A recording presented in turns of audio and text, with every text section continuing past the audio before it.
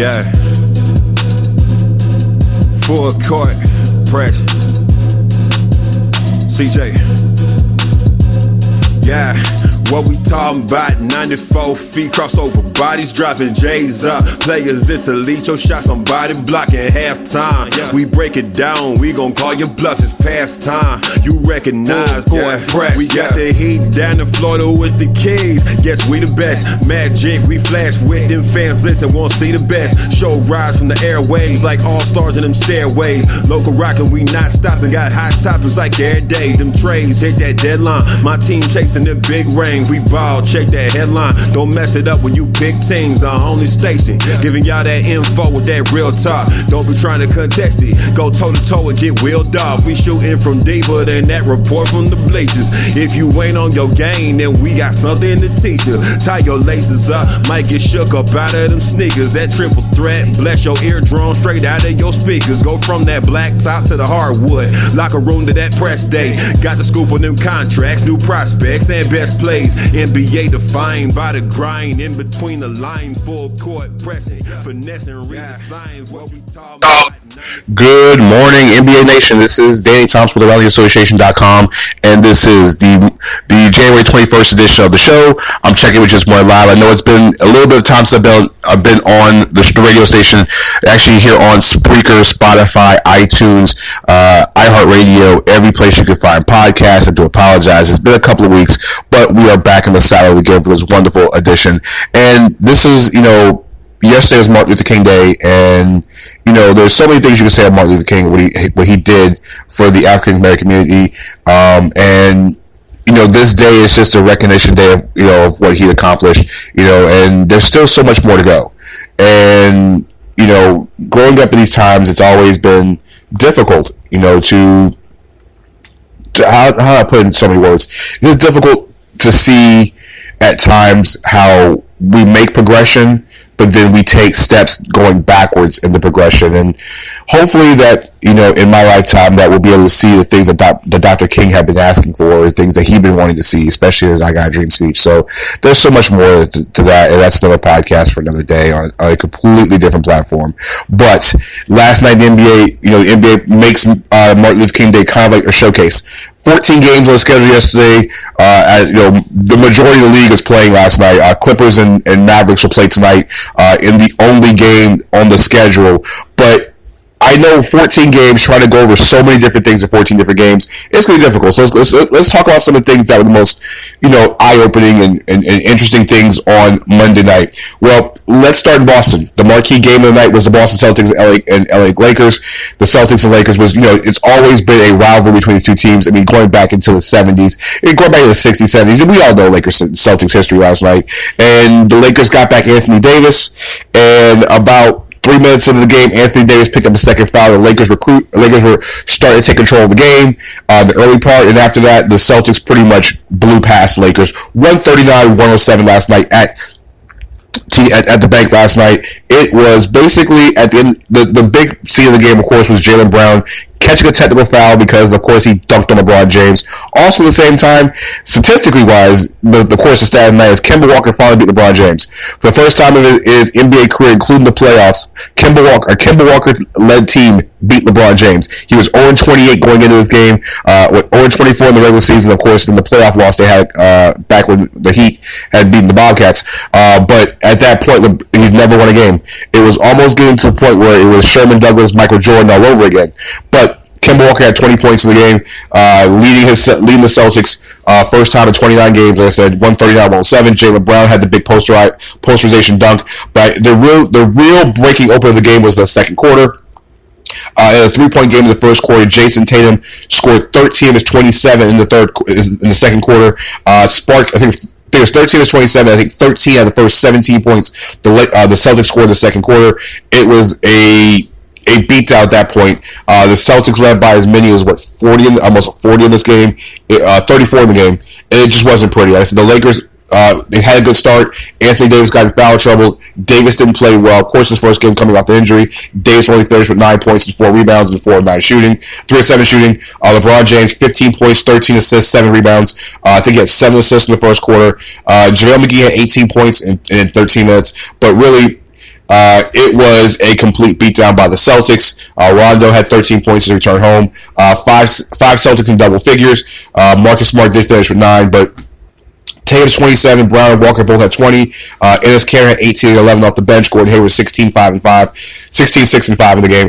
Celtics just completely dominated the game. It was just, like I said, Celtics now 28-14. Lakers 34-9. Still the best record in the Western Conference. Celtics are still trying to catch the Milwaukee Bucks. And speaking of the Bucks, Giannis and company took care of business at home, 111-98 over the Chicago Bulls. Giannis with another triple-double, 28 points, 14 rebounds, 10 assists. Again, he pretty much had one, another all-around game. Problem with Giannis was last night, he was 3 of 9 from the free throw line. Listen, the Bucks are going to take this thing to another level. He's got to hit free throws. And 3 of 9 shooting from the free throw line is not going to get it done. It's just not going to get it done. The most exciting game of the night was out in Portland last night. For those who decided to stay up last night, the Portland Trail Blazers took care of the Golden State Warriors and didn't take care of them. They edged them out 129-124 in overtime. Damian Lillard, of course, set a Martin Luther King Day record and a franchise record, which he set earlier this season. 61 points in the game. He also had 10 rebounds in the game for the Portland Trail Blazers. Also in the game, yes, he did knock down 11 3-pointers in the game as well, too. Hassan Whiteside, 17 points and 21 rebounds for the Blazers in the game. Golden State was led by Alec Burks, who had 33 points and 8 assists with 7 rebounds. Eric Paschal, 22 points, 13 rebounds in the game. But like I said, this is all about Dame Lillard. Lillard was just everywhere in the game. He hit every shot that you thought he could hit, including that one to send the game into overtime. And it was good defense by Burks. Alec Burks was playing outstanding defense, just could not, when Dame Lillard gets in Dame time, it is Dame time. Blazers snapped a 2-game losing streak. The thing is, the Blazers fought back. Warriors up by 12 in the third quarter, and then they got it back. And yes, you do hear a cat in the background. That's Oliver in complete happiness about the Blazers' victory last night. Other games on the schedule last night, we'll start from top to bottom. Early games yesterday, Wizards over the Pistons, 106-100. Bradley Beal, 29 points, 6 assists. If you missed Bradley Beal's crossover over Andre Drummond, it was the play of the day. In Atlanta, the Hawks could not find the ways to get back in this game. Raptors defeated 122-117. Norman Powell, 27 points. It seemed like he had every open three-pointer in that game, too. Trae Young, 42 points, 15 assists for the Hawks in this game. Out in Brooklyn, Nets fall to the Sixers, 117-111. Yes, there was no Kyrie Irving, but Ben Simmons dominated the game. 34 points, 12 rebounds, 12 assists, 5 steals. He had arguably probably his best game I've seen Simmons play in a long time. The same day after being chosen Eastern Conference Player of the Week, Simmons is carrying the team without Joel Embiid. Did everything that you asked him to do, 12-14 from the floor. His 5th triple-double of the season. Those 4 triple-double of the season, and also had 5 steals in the game. The funny thing is, Ben Simmons leads the NBA in steals for those who don't pay attention at home. He also did not shoot a three-pointer once again, but he did go to that 14 from the line last night. Brooklyn was led by Spencer Dinwiddie's 22 points, 7 assists, and 5 rebounds in the game for the Nets. Other games in action out in Charlotte, Nikola Vucevic, 24 points and 10 rebounds. Evan Fournier knocked down 26 points. Magic rolled by the Hornets 106-83 in Charlotte on Monday afternoon.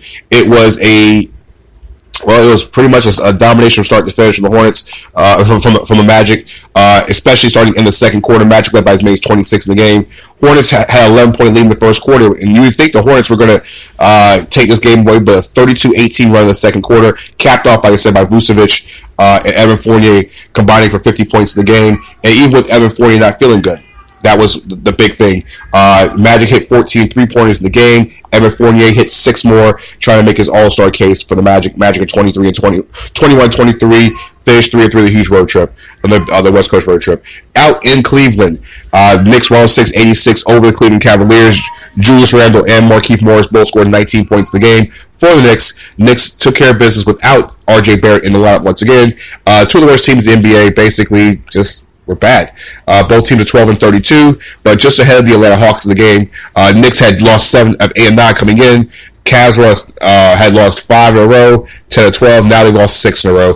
It was a close game until halftime.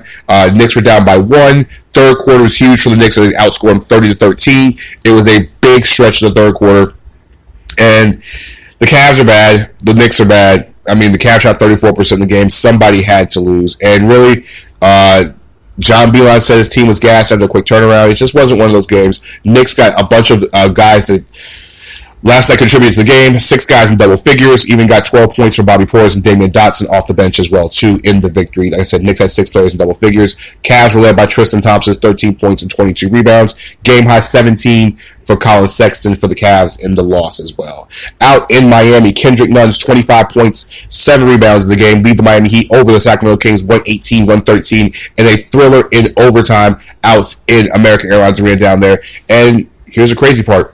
The Heat never led in the fourth quarter. That's right. Heat played from behind the entire fourth quarter. James Johnson had 22 points on 9-11 shooting. The Heat are now 19-1 at home.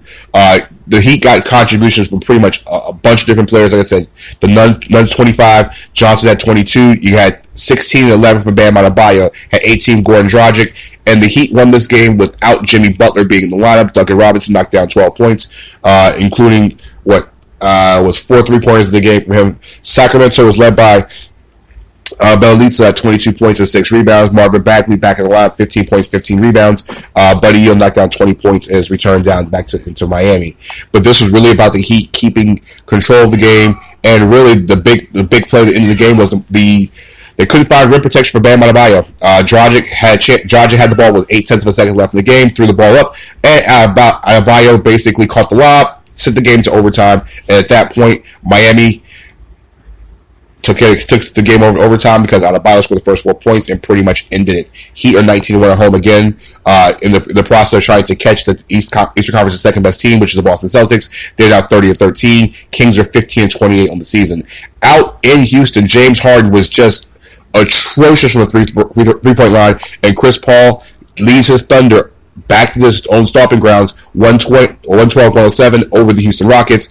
Chris Paul, 28 points, 8 rebounds. Danilo Gallinari, a double-double himself, 25-13. And Shai Gilgeous-Alexander had his own double-double, 13 points, 10 rebounds. The Rockets, once again, like I said, Russell Westbrook had a 32-point triple-double.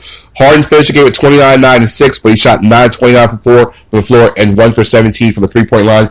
I think it's Harden's third or fourth game in his career where he has shot over 15 three-pointers and shot under 20% from beyond the arc. It was not a pretty performance. Rockets are now 26-16, lost their second consecutive game at home after losing to the Lakers on Saturday night.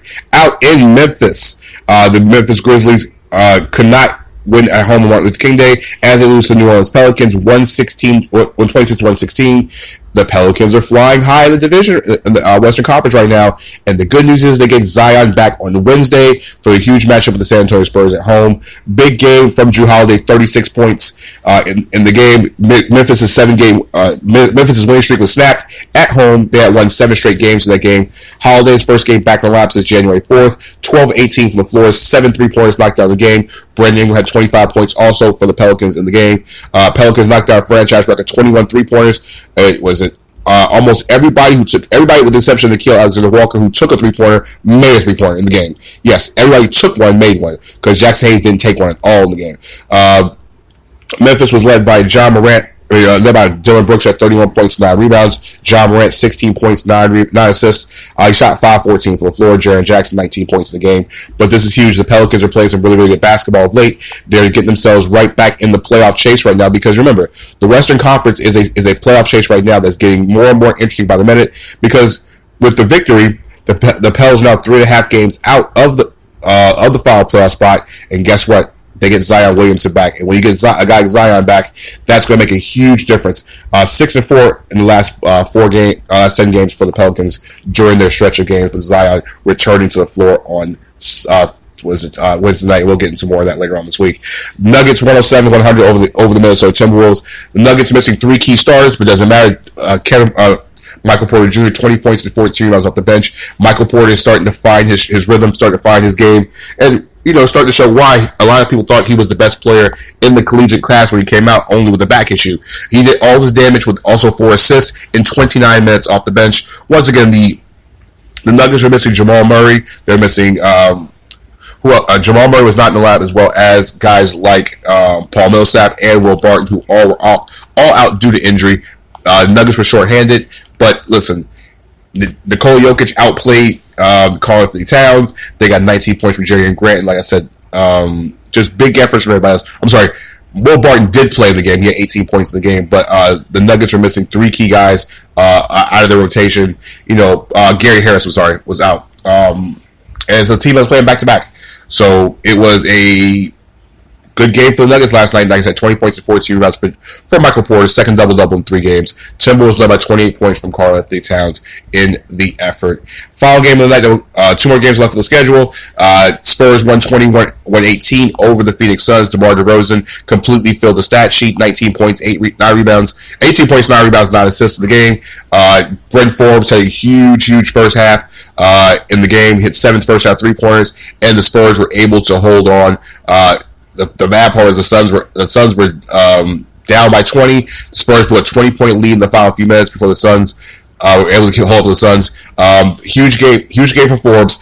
His 8th three-pointer of the game gave the Spurs the lead by 1 late in the game, and that's all he needed in the game. Forbes, like I said, finished the game with 24 points. All of his shots were on three-pointers. Derek White, 26.7 rebounds. Like I said, DeRozan pretty much filled the stat sheet. DeAndre Ayton had 25 and 12. Devin Booker had 37 points for the Phoenix Suns. Last game on the schedule for the night that we have not gone over is Utah Jazz's 30-point win over the Indiana Pacers. Rudy Gobert, 20 points and 14 rebounds. Donovan Mitchell had posterizing dunk to go along with his 25 points. Pacers couldn't keep up with them all night long. In this game, it was just all Utah all day. It was just Utah up the entire game. I don't think the Pacers even led this entire game. Jazz were up by as many as 30 in this game. Pacers didn't have one single lead in this game. It was Donovan Mitchell, like I said, and Rudy Gobert taking care of business. Miles Turner had 12 points and 6 steals to lead the Indiana Pacers. Like I said, Mitchell 25 points for Mitchell. Gobert had 20 and 14.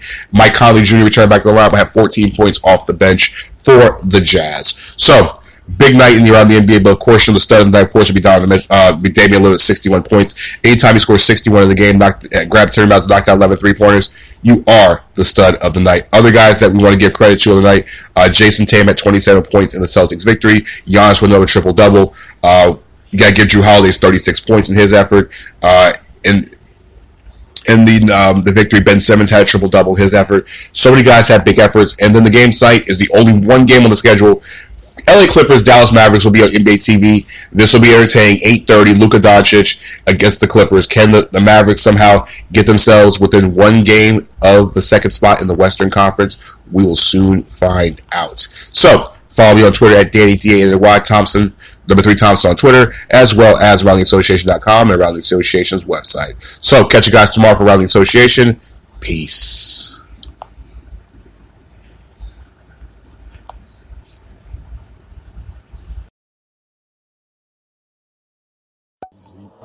Trackaholic music.